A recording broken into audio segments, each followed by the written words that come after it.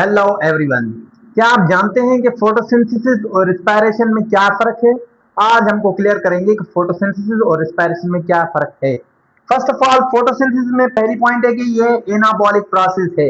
Anabolic process यानी कि synthesis of food from simpler molecules, यानी कि जिसमें सिंपल मॉलिक्यूल्स मिलकर कोई लार्ज मॉलिक्यूल बनाए, जैसे ग्लूकोज या फूड।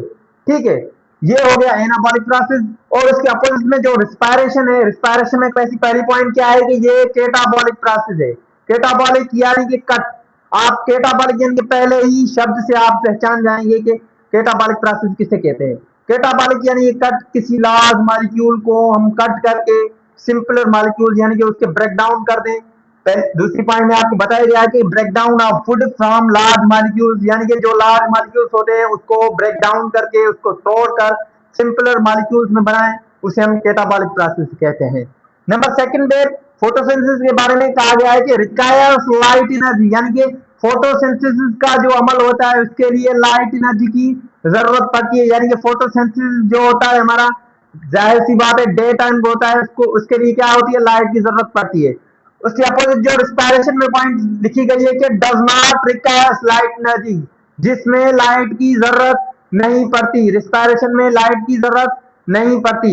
अब फोटोसिंथेसिस में कौन सी बात है कि अकर्स इन प्लांट्स, यानी कि फोटोसिंथेसिस का अमल जो होता है सिर्फ और सिर्फ प्लांट्स में ही हो सकता है, क्योंकि प्लांट्स जो होते हैं वो ऑटोट्रॉफ्स होते हैं, वो अपना जो फूड है वो खुद ही तैयार करते हैं, इसीलिए photosynthesis occurs in only in plants.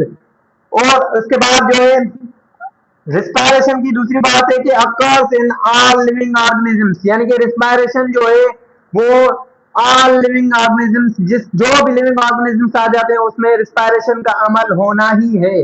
Respiration के सिवा कोई भी जानदार यानी कि जिंदा नहीं रह सकता। ठीक है, उसके बाद दूसरी पॉइंट है कि यूजेस कार्बन डाइऑक्साइड। वो फोटोसिंथेसिस के अमल के लिए कौन सी गैस यूज होती है? Carbon dioxide. ठीक है, उसके अपोजिट में रिस्पायरेशन में कौन सी गैस यूज होती है? रिस्पायरेशन में ऑक्सीजन यूज होती है। ठीक है, उसके बाद जो आता है कि रिलीज ऑक्सीजन, यानी कि फोटोसिंथेसिस के अमल के दौरान ऑक्सीजन को बाहर फेंक दिया जाता है, ऑक्सीजन को रिलीज कर दिया जाता है। उसके बाद जो रिस्पायरेशन में जो गैस रिलीज होती है, किस गैस को हम रिस्पायरेशन के जरिए हम बाहर फेंकते हैं, वो होती है कार्बन डाइऑक्साइड। वो कौन सी गैस होती है? कार्बन डाइऑक्साइड को हम रिस्पायरेशन के दौरान हम बाहर फेंक देते हैं, उसको रिलीज कर देते हैं। उसके बाद दूसरी पॉइंट है कि take place during day time, यानी कि फोटोसिंथेसिस जो होता है सिर्फ और सिर्फ डे टाइम में ही हो सकता है, नाइट टाइम में कोई भी फोटोसिंथेसिस का प्रोसेस नहीं होता। और रिस्पायरेशन उसके अपोजिट जो है take place in all time, यानी कि वो हर टाइम को हम रिस्पायर करते रहते। ऐसा नहीं है कि रात हो गई हम सो गए रिस्पायर नहीं करते, नहीं।